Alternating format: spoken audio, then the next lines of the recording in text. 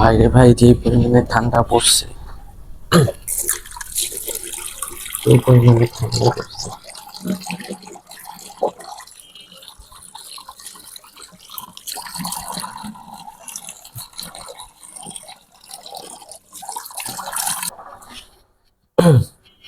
এই কয়েকদিন যে পরিমাণে ঠান্ডা পড়ছে, মানে সকাল 10টা 11টা 12টা বাইরে গেল, মনে হয় যেন মাত্র সকাল হয়েছে,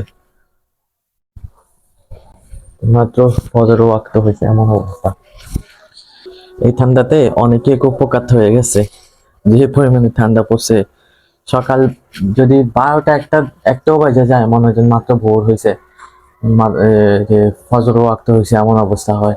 তাও বই বাইরে তাকাই দিয়ে মনে হয় যেন কুয়াশা। যারা দিনমজুর, যারা খেতে খায়, তাদের অবস্থাটা কি হয়?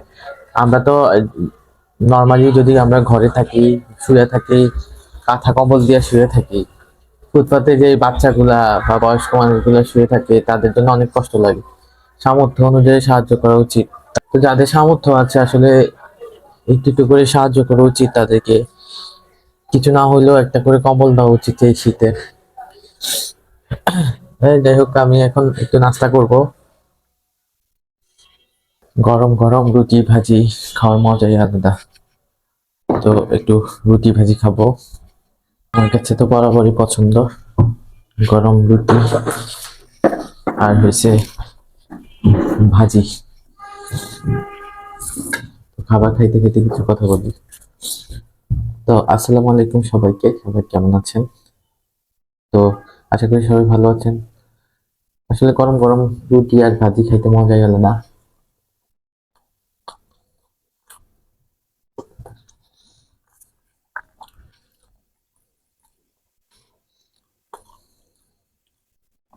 খেলে বেলে মজা লাগে। তো সবাইকে অসংখ্য ধন্যবাদ আমাকে ভালোবাসা দেওয়ার জন্য, সাপোর্ট করার জন্য। আমার 20,000 ফলোয়ার্স কমপ্লিট হয়েছে ইতিমধ্যে। তো সবাইকে অসংখ্য ধন্যবাদ আমাকে এভাবে ভালোবাসা দেওয়ার জন্য। এরকম হয়েছে যে আমার 20,000 ফলোয়ার্স কমপ্লিট হতে আর 6 জন বা 7 জন আছে দরকার আছে।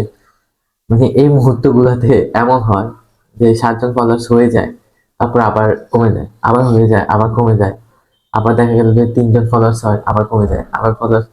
মানে এই সময়গুলোতে এমন, মানে চিন্তা করতেছিলাম যে এটা কি, মানে ফলোয়ার্স কমপ্লিট হওয়ার 10 জন বা 8 10 জন হইলে মানে এমন হয় যে 20,000 ফলোয়ার্স কমপ্লিট হইতে আর মাত্র 10 জন বাকি আছে। হ্যাঁ, দেখা গেল যে হয়ে গেছে, আর একজন বাকি আছে। আবার দেখা গেল যে আরো 5 জন কমে যায়, আনফলো করে দেয়।